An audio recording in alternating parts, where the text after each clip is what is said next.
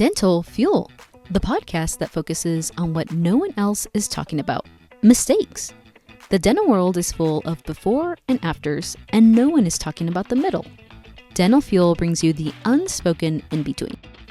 Dr. Naved Fatmi shares how he decided to grow and scale his practices and the challenges and mistakes he faced in growing teams within the practices, and how personality comes into play. As you were scaling your practices, well, first of all, I would love to know what year, after having your first practice, did you decide to kind of grow that and scale that practice? My first practice I bought in 2012, and then I bought another one with another partner, which didn't go well in 2014, 13, and then another one with a partner at 15, and that didn't go well. So again, it goes back to personality, right? Yeah.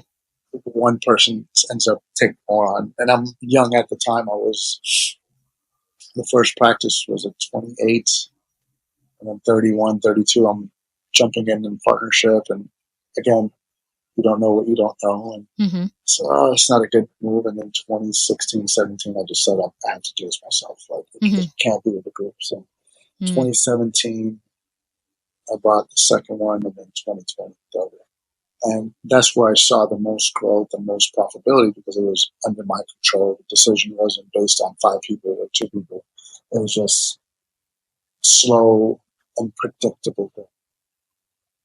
And to me, slow means 6 months, a year. To somebody else, slow might mean 5 years. Sure. So that's a different angle of looking at it. Time is relative.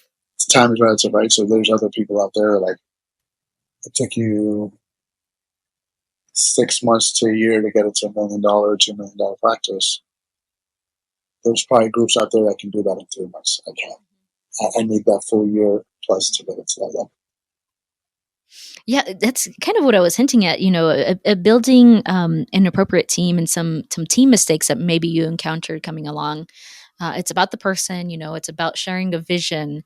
But what were some of those challenges that you had in building the team in these different practices, aside from maybe those partners that didn't really work out?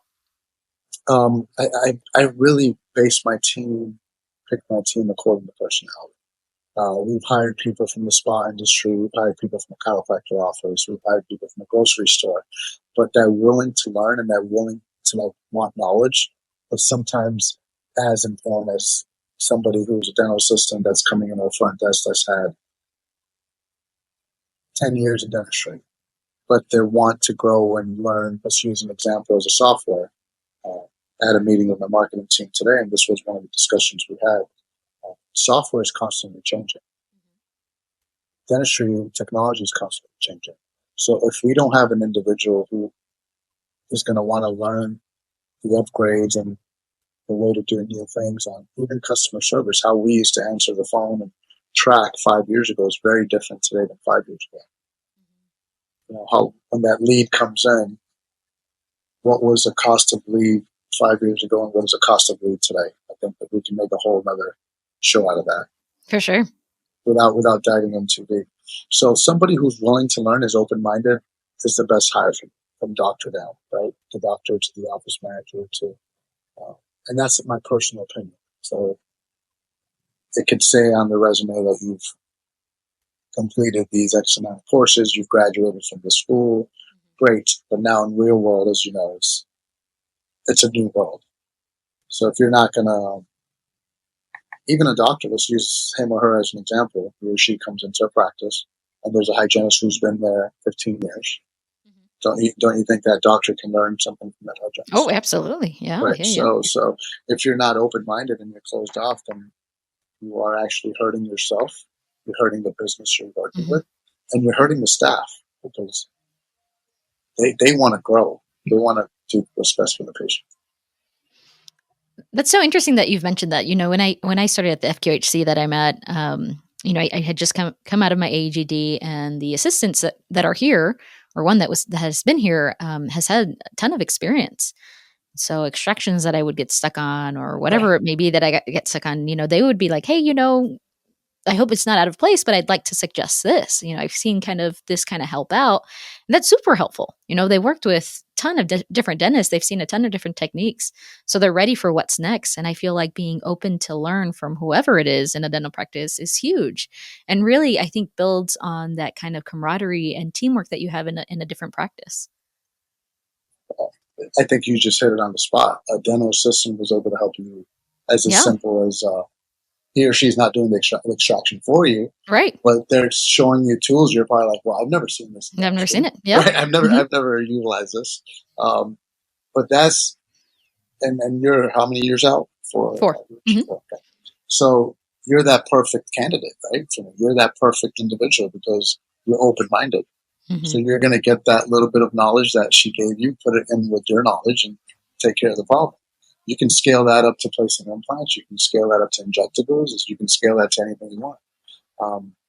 But that's exactly what guys like me and owners like me are looking for in a group practice or equity model. That's the partner I want on my team.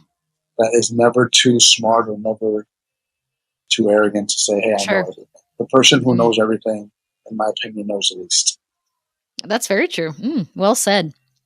How do you kind of have checks and balances with such a large team in ensuring, one, they're kind of still believing in the vision and practicing in a way that you hope to see your practice run, but also ensuring that, they're content with the way that they're practicing in their everyday lives? I love that.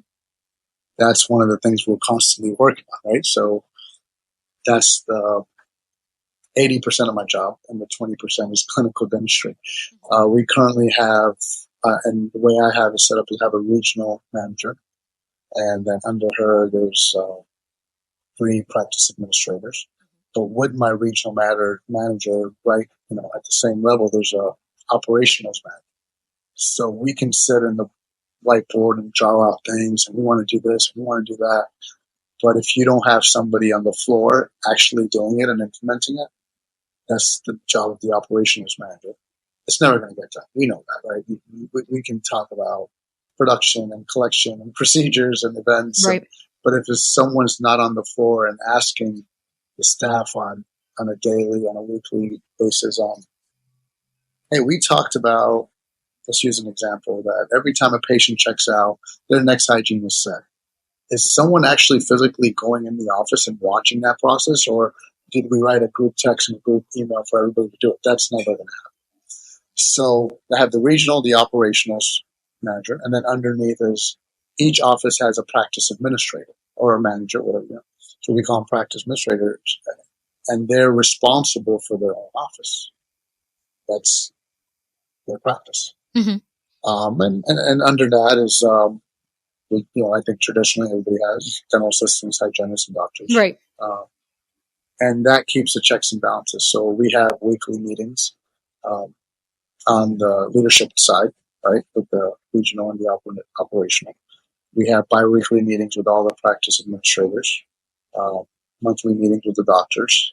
So if you think what you're bringing to the table every time, and if the meetings is not, hey guys, do this, this, this, and this, it's almost feedback from the team. Hey, so the Boca office did this, and the Boynton office did this, and Lakewood did this. This worked here, but this didn't work here. So we're learning from each other. So, I'm blessed and lucky enough to have the comparisons. And again, we don't know it all. So we're constantly taking courses. We're constantly learning. My operationals manager, Patrick, who's on CE courses every week, every 2 weeks on bringing new stuff to the table. And my regional is Lisa, and she's comes from a big group, and we don't make decisions on an individual basis. So there's a table discussion, and we're making decisions on the office as a team. So very, very team-oriented. That's our culture. So if you're going to join, you have to be ready for taking criticism, being part of the team, being in meetings. It's not just come in, do dentistry, and go home. That's not going to work for us. I think that's great that no matter how large, you're scaling, that you still have that, intimate interaction with all those who are involved, all those different parties in different areas. And you all collaborate together to see kind of what's working, what's not working, and figuring out a way to continue to improve. I think it empowers the team, right? So if you're working in a setting and you have a say in that setting, you're going to perform better.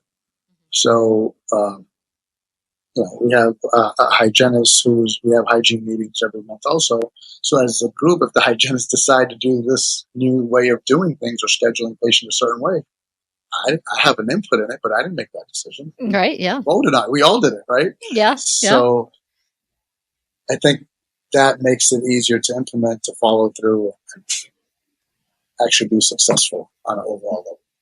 That's a great way to have checks and balances. I think that's great. Hopefully others in large practice settings similar to yours are implementing something similar. Thanks for tuning in to this episode of Dental Fuel. Join us next week in our last episode where Naved shares his experiences on the Florida State Board and some excellent expert advice. You can follow him on Instagram at Dr. Naved Fatmi. And don't forget, you can follow us on Instagram at Dental Fuel and at Ignite DDS. Have you checked out Dental Masterminds yet? You can learn more about Ignite Dental Masterminds at ignitedds.com/masterminds.